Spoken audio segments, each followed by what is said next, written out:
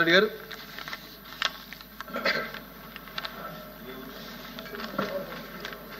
ఇది అధ్యక్ష తిరుమలలో వైకుంఠ ఏకాదశి ద్వార దర్శనం అనేది చాలా ముఖ్యమైనది అధ్యక్ష.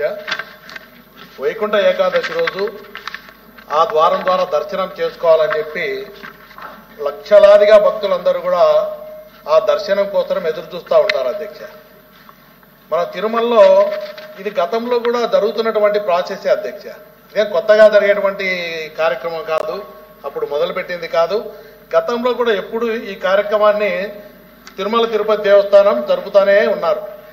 దాంతో దృష్టిలో పెట్టుకొని 10 రోజుల పాటు ఆ కార్యక్రమాన్ని, ఆ ద్వార దర్శనం కల్పించే విధంగా లక్షల మంది అక్కడ దర్శనం చేసుకునే విధంగా ప్రచారాలు జరుగుతూ ఉన్నాయి. భక్తులందరూ కూడా ఎంతో భక్తి శ్రద్ధలతో ఆ దైవ దర్శనం చేసుకోవాలా, వెంకటేశ్వర స్వామిని ఆయన ఆశీస్సులు పొందాలని చెప్పి పిల్లలు, పెద్దలు, తల్లులు, అదేవిధంగా వయసు మళ్ళిన వాళ్ళు కానీ చాలా మంది ఆడవాళ్ళు, మగవాళ్ళు, పిల్లలు అందరూ కూడా పెద్ద ఎత్తున ఈ కార్యక్రమాన్ని దర్శనం కోసం ఎదురు చూస్తుంటారు సంవత్సరం మొత్తం.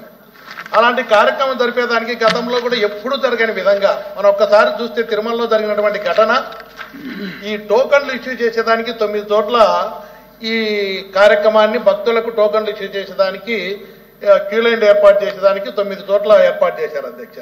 ముఖ్యంగా ఎప్పుడైనా కూడా గతంలో కూడా చూస్తే ఆ టోకన్లు ఇష్యూ చేసినప్పుడు వేల మంది, లక్షల మంది అక్కడి దర్శనం కోసం వస్తారు కాబట్టి అక్కడ తగిన జాగ్రత్తలు, భక్తులు వచ్చిన తర్వాత ఆ భక్తులకు కావాల్సిన ఏ టైంలో ఇస్తారు మీరు టోకన్లు, వచ్చిన తర్వాత వాళ్ళు వెయిట్ చేయాల్సి వస్తే వాళ్ళ సౌకర్యాలు కానీ, పొద్దున రోజు ఉదయం నుంచి సాయంత్రం వరకు, రాత్రి వరకు అక్కడే ఉండాలంటే వాళ్లకు కనీసం వసతులు, మహిళలు వస్తారు అధ్యక్ష. ఇది